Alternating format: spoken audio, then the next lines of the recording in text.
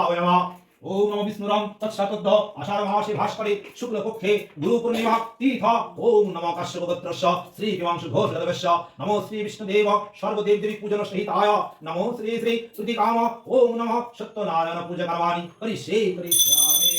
ओम श्री सत्यनारायण पूजा करवाणी करिष्यामि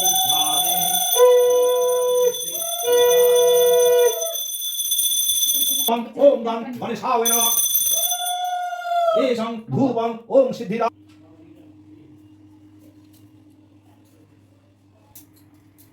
ओम ग्रहं पटाखड़ी कुलभगदं मौलिमदरेखं शंखं चक्रं त्रिपारं त्रिशिखमोपि पालुद्धं हस्तिं सिंहस्कन्धनिरूढं त्रिभुवनमोग्रं तेजसा पुरन्दिधे ओम ह्रीं जय दुर्गाय नमः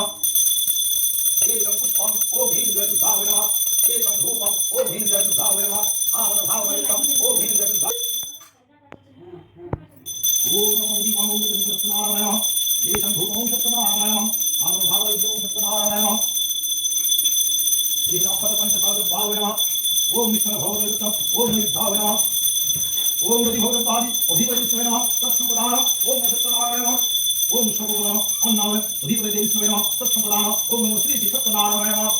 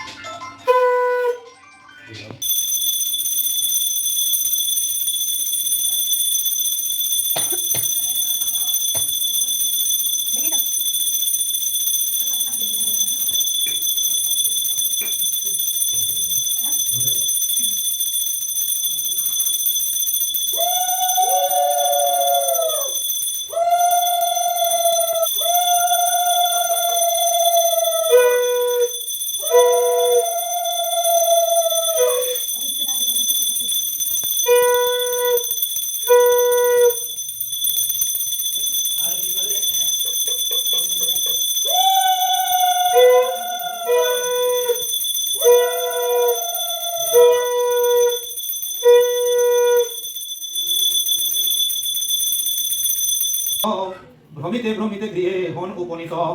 ব্রাহ্মণী শুনিয়া হন হর্ষে নিগমন বসির্নে আদি করিলেন যত আয়োজন যথাবিধি অর্চিলেন নারায়ণ পদ রাতারাতি হয় গৃহে অতুল সম্পদ ইহা দেখি গ্রামবাসী কাঠুরিয়াগণ ভক্তি করি দ্বিজ বলি জিজ্ঞাসী তখন শুনি দ্বিজ বলিলেন বিধান সমস্ত কাঠুরিয়াগণ শুনি হয় বড় ব্যস্ত শ্রেণী আদি কইল তারা বিহিত প্রকারে সর্বকষ্ট দূর হইল হর্ষ ঘরে ঘরে সদানন্দ নামে সাধু ছিল একই জন কাঠুরের সুখী দেখি হয়ে হৃষ্টমন জিজ্ঞাসিয়াই আদি অন্ত সকলেই জানিল জানিয়া সাধু হৃদয়ে ভক্তি জন্মিল সাধু কহে অপ্রতুল্য নাহি অন্য ধনে কন্যা নাহি কষ্ট তাই সাধুরে সন্তুষ্ট করি বিদায় করিল দশ গুণ ধন অভিনয় দিল ভরা দেশেতে যাইতে সাধু করিলেন তরা পুলকিত সর্বজন হর্ষ কোলাহল নাহি জানে সত্যদেবী করিলা মঙ্গল তবে সাধুর সত্যদেবী মন বুঝিতে সাধুর ফকিরের রূপেতে কন বচন মধুর ঘাটে বসে ভিক্ষায় তো শোনো সদাগর কিছু ভিক্ষা দিয়া তুমি যাও নিজ ঘর হইবে মঙ্গল তব আমি ঘরে যাই কুশলে থাকবো তুমি শোনো সাধু তাই সাধু কহে তোমাদিরে কিবা ফল হবে ক্ষমতা থাকিলে কেন কানি পড়ে হবে দু স্বয়ংগার মাত্র আছে মোর নায়ে চাহ যদি দিতে পায় শঙ্করাচার্যের মতো এই প্রবন্ধ পাচ্ছেন যত আছো ভক্তগণ হরি হরি বল মায়েরা সকলে মেলে হরি হরি বল